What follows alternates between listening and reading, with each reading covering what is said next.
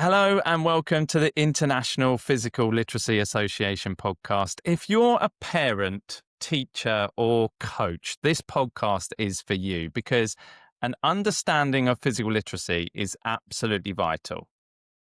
And as I said, this is the official podcast from the IPLA, the birthplace of physical literacy, founded by Professor Margaret Whitehead. And here we will be bringing you stories of how physical literacy is shaping lives. So today, I'm very excited because we have Maeve Murray. Maeve is a researcher in physical activity projects at Dublin City University. She was a PE teacher and now is teaching teachers. And one of the things that I really want to ask Maeve about is her project at Swansea University that she did, which was measuring and defining children's fundamental movement skills. And also she's now doing a PhD in health literacy and physical literacy. Welcome, Maeve. Thank you so much for the really warm welcome there, Kirk. Much appreciated. We were laughing beforehand because you've done so much in this field that we had to cut short the introduction because it would have gone on for about 30 minutes. It's so much that you've done already.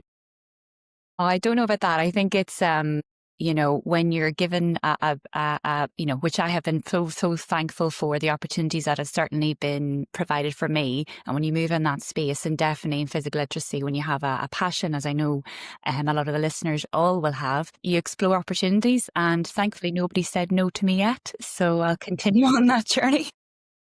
Okay, so let's start with what we always start with on this podcast. What's your definition of physical literacy?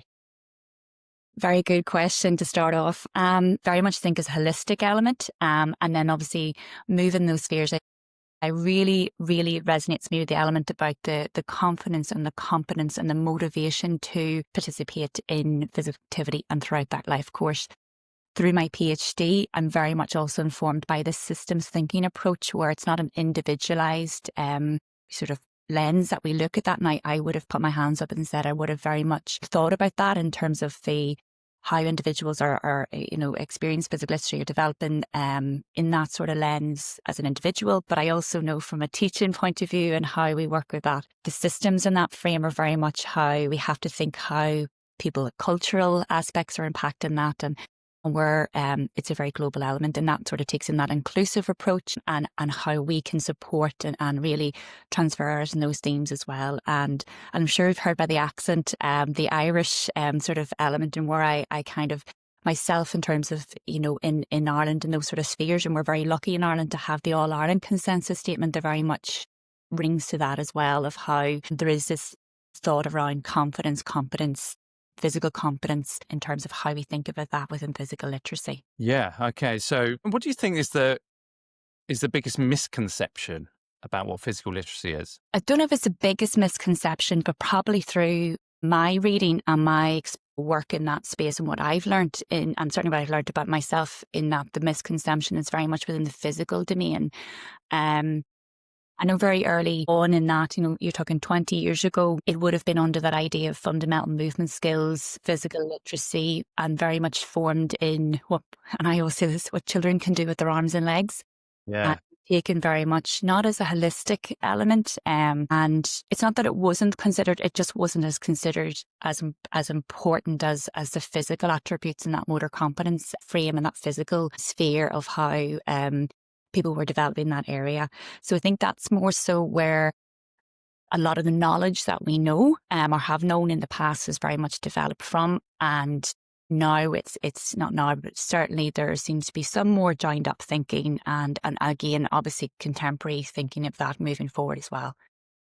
Yeah, I think the understanding of physical literacy from that perspective has improved over the years that you've been involved with this, because I think, from my own experience, I think, if you were to ask me maybe 15 years ago what physical literacy was, I probably would have said it would have been really mainly based on competence, and what children were able to do rather than what motivated them to move and all those kind of different things. How do you think that's changed, or has it changed? That's a really great question, Kirk. And I think going back to, as I said, I'm a physical education teacher. I still am at heart. Again, I always put myself in those sort of shoes. And again, going back to that systems thinking, as you said, has it changed? in that teaching framework, where we are still delivering a curriculum, where at that time, and as you said, 15 years ago, potentially was very much in a physical education sense, in a physical components, your physical capacity. Now, I do think that's moved on, where we are thinking, especially in our Irish, and I'm thinking that area within well-being and health and well-being, very, very much around the holistic element. It lends itself to thinking more widely around those different elements within physical literacy. But certainly, yes, within the physical competence end, I would have then also, because it's more so of an outcome in terms of how you are supporting individuals. And again, I know I've mentioned us as a working with, young people within an education sense, but even in a coaching sense, it's about the performance basis of it.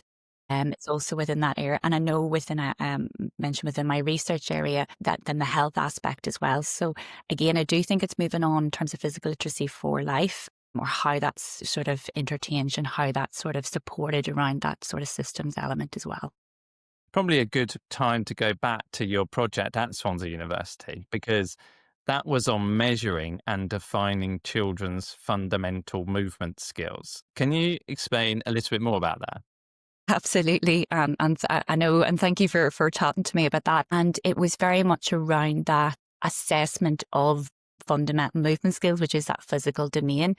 During that time, there was no sort of gold standard of measurement. At that time, what we were looking at is how we can measure in the way that we can evaluate and support, obviously, practitioners, teachers, coaches, researchers, health practitioners in terms of motor movement, motor competence. We were using that time accelerometers to capture digital movements or movement skills and put them into digital Sorry, Maeve, what is a digital accelerometer? Apologies. So accelerometers, an inertial movement unit, in terms of a way of capturing different sort of data in terms of how limbs are moved is basically what we're looking at. And Okay. we can capture that in a way that could have created that into a visualization. And in that visualization, we could measure it in a way that was, look at mastery or non-mastery. What I actually ended up doing within my project is I focused solely on an adolescent population. Again, going back into my background as a secondary physical education teacher, and again, going back into that, why I was going into that research was again into, we were having, across my career, young people who were transferring from primary into secondary education, curriculum that was very, curriculum in physical education that maybe didn't lend itself to supporting the continuous development of these basic skills. And we could see that there was a real difference between that mastery of those skills. So we focused a lot within the adolescent population, and we're able to look at that in terms of sex differences between our male and female participants, and also looking at the different skills that are made up within the fundamental movement skills of locomotor skills and ball skills. And in that way, look across that to understand, is there differences? Is there sort of areas that lend itself to an adolescent completing those sort of basic skills compared to primary? So there's a lot of different areas, but in terms of coming through that, we could see that there were sort of sex differences between our male participants and our female participants in terms of ball skills in particular, which we know within literature is present. And it's been present, even within early years. We can see. What were those differences, May? Yeah, sex differences within, for example, overhand throwing between our male participants throwing, overhand throwing balls, and our female participants. We could see that there was differences that the male counterparts, same age range, are outperforming the girls in the same age range. Is it that the girls in that study there was a large difference between the ball skills, that they weren't maybe being supported in exploring different environments to physically be confident, competent, motivated to in that way? Is it obviously that lack of mastery in that way? They don't know how to do it? Is it that the way that we're measuring and evaluating them incorrect? Again, we said we've no gold standard in that format. Maybe if we took them into measuring a different way, would that sex difference still be shown? Or is it that maybe the type of way that we're measuring, the type of, obviously it's a few skills, but overhand throw in one way, it's very particular measurement, is that not lending itself to our female dominant activities? for example, netball. Netball's my background as a performer, and you can see what is that lending itself, how we overhand throw in netball, for example. Do we have netballers in our adolescence group? So there's a lot, as you say, you do more research to find out more questions that you want to find out. Yeah, you get more questions as a result, right? So say if, but why do you think that is then? Because if there are differences in, for example, an overarm throw, is that, and that's, are you saying that then typically that's culturally what's happened is that boys are throwing more in that way and girls are throwing in different ways because of, it sounds very generalistic, if that makes sense. Absolutely, very generalistic. And again, that was in a Welsh, we talked about culture before and Right. the impact of that. And that was a cross-sectional study and sort of a longitudinal study. And again, within that research. So absolutely, it's a very generalistic element.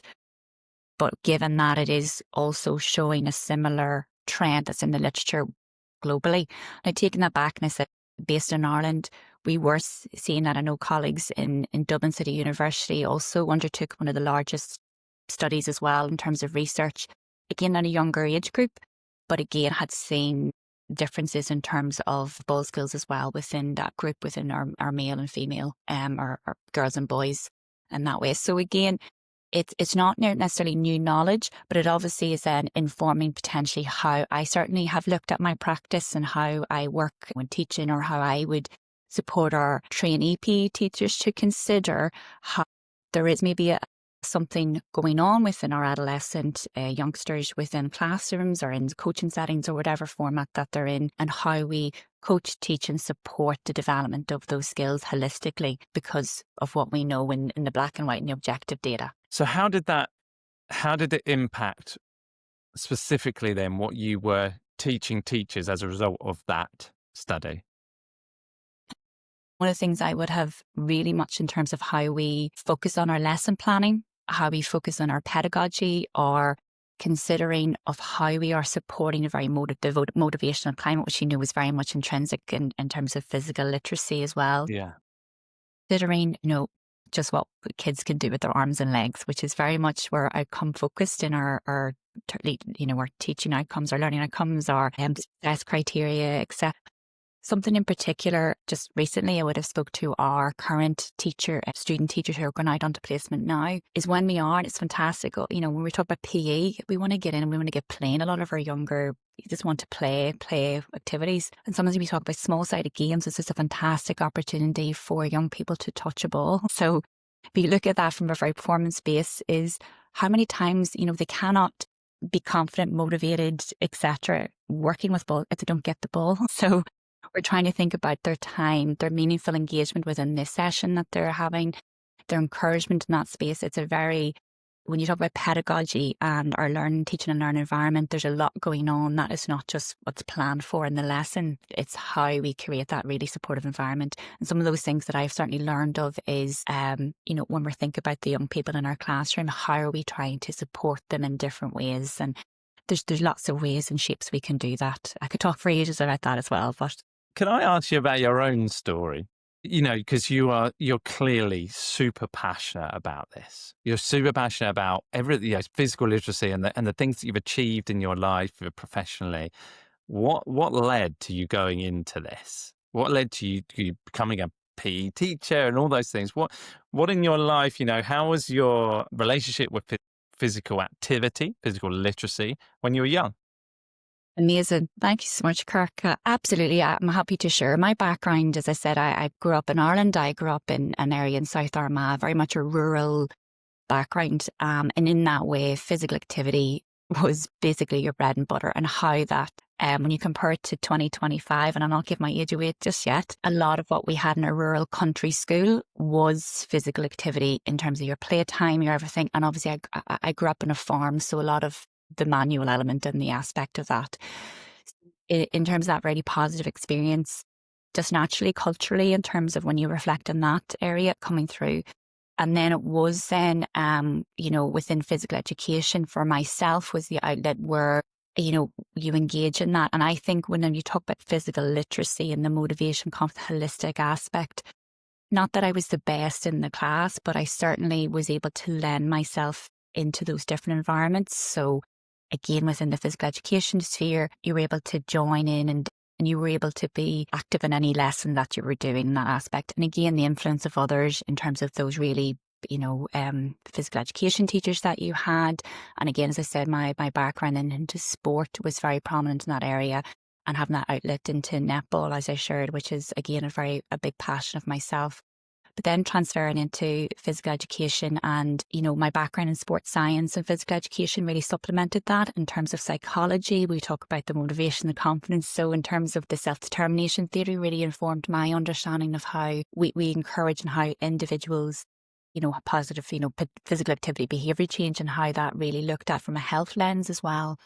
And then transferring into that where you have, as I said at the very top of this call, that nobody said no to me yet. So being able to have that interest, continue to learn and be able to develop into that space. So again, within netball being a female dominant sport, I think has very much driven me into that area where providing opportunities for our young girls in particular, and in particular in our areas within Ireland as well, that they have exposure to develop in that sphere is very important, because we all know the sort of literature and the research that's out there around dropout in sport. But it's not just that, it's the sedentary behaviour, everything in that area in terms of that changing physical activity behaviours as we go into adolescence and adulthood, that really drove me into that area. So I've been very, very lucky in all that kind of I've been able to support on to, and the connections that we have. I had a fantastic group of students that we had within Dublin City University. They're presenting some of their research topics on, some of them were on physical literacy, and they mentioned about it. I thought it was fabulous, really struck with me. Again, I'm still learning,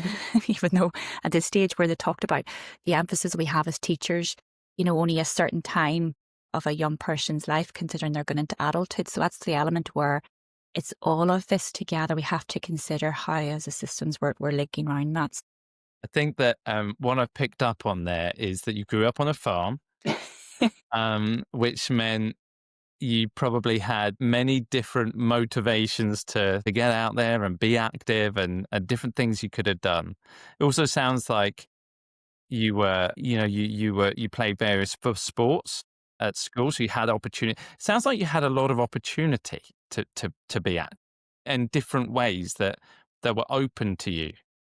Yes, we had lots of opportunities, but not formalised as much as maybe others in that area. And I'm just putting that on to, we talk about the formal and informal approach. I probably had more of the informal kind of help a little bit, in my... Because I was speaking to, on this podcast, Trevor, who he consults in terms of planning of housing developments and how people are motivated to move in and around their community. But yours, from an informal point of view, sounded excellent. It sounded like you had free rein of the farm, you could climb on the hay bales and all these kind of really... That's exactly what was stuff. Good part. Yeah, absolutely. And as I said, both my parents I was the youngest of five. Both my parents worked. My dad was a farmer. So kind of in the nice way, they didn't really want to see you. So you're either outside playing with your cousins. And again, we know a lot more about the world now. It was a very open space to ride your bike. If you didn't ride your bike before, you were left. You had to ride your bike by 4, or you were kind of left behind. You were the last, especially when I was the littlest and the youngest. I had to quickly get up on that. So absolutely, when you talk about that urban-rural, which is a little bit of research we had in DCU in terms of our health literacy sphere, you can see how that it does impact, as we know that, within how people engage with physical activity, or how people's lifestyle behaviours are definitely informed of why we do things, which is such an interesting way, because we all have our own life experience, but it's kind of interesting to know how different areas. But again, urban planning is absolutely fantastic, and active transport is just a fantastic way of considering things at the moment for the contemporary world that we live in. We mentioned there that teachers only had quite a very small opportunity to influence and inspire kids, really. My wife, Claire, used to be a primary school teacher. And I remember from her days is that as a teacher, that there were so many things for teachers to do and to think about. and there were so many assessments they had to get them ready for. And sometimes PE, as an example, gets put to the bottom of the pile. And if anything needs to be cancelled, it's going to be PE. And so what's your advice to teachers to develop physical literacy in children? So I think in terms of the advice for teachers is, your non-negotiables in, your curriculum, your pedagogy, your assessment in terms of physical literacy in that area. For me, allowing that space for children to be children in that way of exploring movement in a very positive way was very much prominent in that area. Again, there was a lot of restrictions, as you've mentioned there, but reporting assessments, X, Y, Z in that area, because again, we wanted our young people to have the best start in their life. So whether that would be, and you work very much in cooperation as a unit and a network with the other teachers within your school, the community network, the parents, and that were very important in that area. So in terms of that, it's supporting our teachers, especially our teachers in our career area, is, we're not supposed to know it all at that stage, because education is obviously changing and developing as we go through the modern era. But knowing your non-negotiable and knowing what is right for you in terms of how you're supporting that young person with the heart of them and their holistic development of physical education and their physical literacy is very much in part of that. It's interesting, isn't it? Because you mentioned about your upbringing and being on the farm, and then maybe there wasn't as many opportunities for more formalized sports in terms of teammates or whatever. Yet in other areas and you mentioned where children need to be children and play and actually have the same opportunities as you did as a kid in terms of physical literacy in playing, climbing and all those different things that you get from play. I fear that in some of the really populated areas, especially, in the cities, they're not really getting that opportunity. They are getting more structured activity programs where they get to play a certain sport or whatever, but there's not enough of that in those areas. So and I think you mentioned it as well, is kind of assessing where you are located and seeing what opportunities those kids have outside of school in regards to their physical literacy. Does that make sense? Yeah, it That's does. what I'm learning from you anyway. No, I don't know. But certainly, and I know I've spent a lot of time in London, in particular, in my former role with St Mary's University in Twickenham. Yes, And which I again, know very well, by the way, where I met my wife. very good advocates for lovely kids to work. But in that, again, London is a far cry from, as you explained, where I Yeah. am. And in that way, again, I think as you're sharing there, how to think about the environment that you're in to explore those places. Now, when you're kind of in a very built up environment where maybe you're looking at developing motor competence in those ways, I know certainly I would have done things where a Tesco shopping bag I would have put at the edge of a door in the house and just thrown balled up socks into it, and had a game where you come back and you challenge that. I just didn't go back to bless her, my poor mum and dad's house. They have a long corridor. Well, it's long to me when you're that young, but it has with the doors are open, it gives like lights. Yes. Yep. That's your hurdles. And every Yeah. time, even now at this age, I'll go and Yeah. try and jump the hurdle the whole way down. And you're kind of using, little activity like that, but it's how you think of everywhere as a playground a little bit. Now, Yes. again, not suggesting taking the ball and kicking it around the house on your grandma's china or something, but it's certainly thinking about, I think within that challenge of yourself, the motivation, how if I can get to that next bit, if I can get 5 in a row. So it's possibly how we're supporting that a little bit. Would you say, for any parents listening, because that really links into this, and I love those examples you've given, what advice would you give parents in terms of developing physical literacy at home, especially if the kids don't see themselves as very sporty, or they don't really, and we've really got to really drill down as to what motivates them. So what's your advice for parents? Yeah, I would say in that part, I think within you've mentioned there about not being very sporty, and I think with the top of when we spoke about it is the misconception of physical literacy. So again, for parents is to consider it's not about being sporty, it's about physical literacy, and it's a lifelong journey. And we know within the IPL are fantastic in their sort of support and resources and different elements where we have twists, turns and setbacks, and where it does transpire into when we talk about our elite athletes, we know that they've had twists, turns and setbacks. We know that within those stories, we're going into the Commonwealth Games next year and, we're going to be flooded in with these fantastic, how they've overcome diversity and challenges and everything. That's where they've come to the pinnacle. But with our parents who are with our young people every day, it's probably just supporting them and understanding them that everybody is on their own journey in physical literacy, whether they're preschool, primary school, secondary school, or even into adulthood. We're still working lifelong engagement in that area.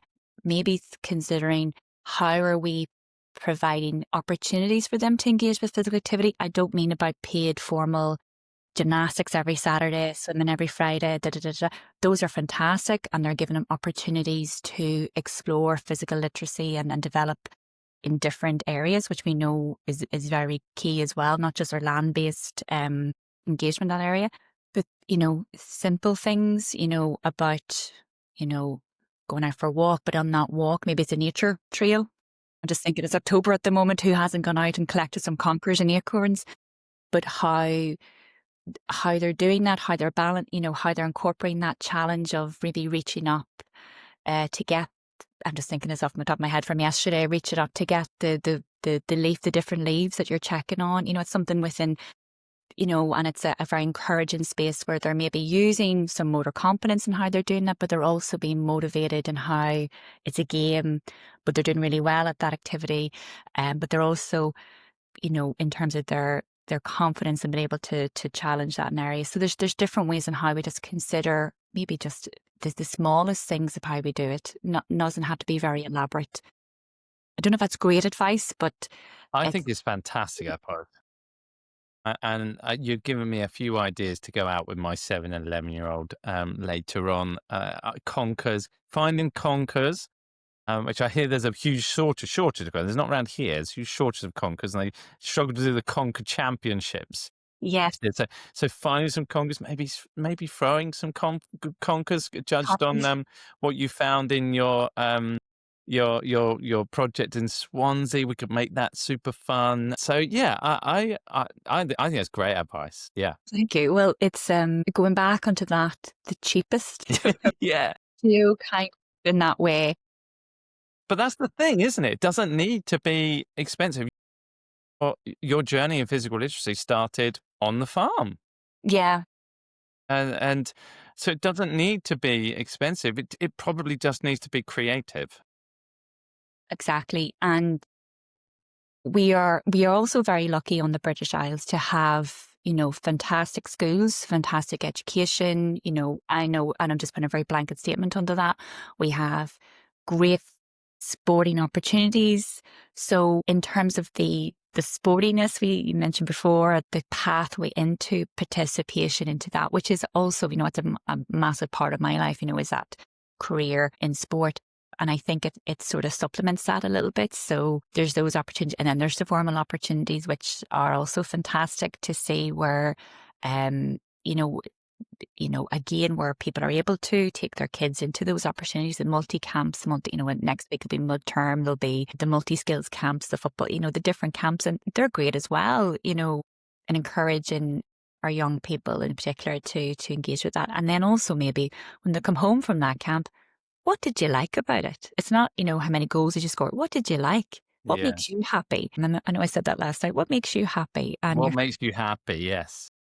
And again, we are very forward thinking sometimes, but sometimes it's that little, when they're coming home in the car or the question, what did you enjoy? And that can kind of give an insight of where they are in terms of their confidence, their motivation, holistic development in that sphere. Because we know within our brain that the brain doesn't develop until we're, 30. There's a lot of, what's happening within as I said, within our life, there's a lot going on how we conceptualize and think about things and in that area. So it's nice to have that one-to-one conversation. And then for youngsters to have that conversation with each other, because that's quite interesting. Yeah, Something to yes, be advocate for each other. yes, yes, it is. If you have, a couple of kids in the back of the car, oh, you were super. Yeah, my boys don't say that to each other. Well, they do sometimes, but But that's also good too, that you probably, somebody said that again to me about how sometimes it's good to have, I grew up with brothers and a sister who kind of kept you on the ground, which is also yeah. good. Yeah, they do that. They do that, yeah. Fabulous. So you have lots planned then, I think, yourself for Yes. later. Well, Maeve, it's been fantastic having you on the podcast. Where can we catch you? Are you on LinkedIn or Instagram or anything that people follow or? Yeah, absolutely. I'm based on LinkedIn, and it's fantastic to advocate for that. Instagram is hilarious. I didn't join Instagram until I transferred and took my career break from teaching, and it was actually past pupils of mine that helped me set it up. And that's the sort of thing where you have a great network. But I would say LinkedIn is the best opportunity, and again, because it's also great to connect with the likes of yourself, the IPLA, and also when you're feeding into that space, parent, coach, teacher, etc., that you can see what's happening in that systems approach. As I said, there's a lot happening both here in Ireland, in the British Isles, in the UK, and then also globally in terms of space. So it's good to see what's happening and get ideas and also share ideas as well. Thanks, Maeve. It's been fantastic. Really learned a lot. So it's been really, really great. And remember, everyone, if you want to learn more about physical literacy, you can go to the International Physical Literacy Association website where there's lots of courses you can do and all that kind of stuff. So thanks, Maeve. And thank you, everyone, for listening.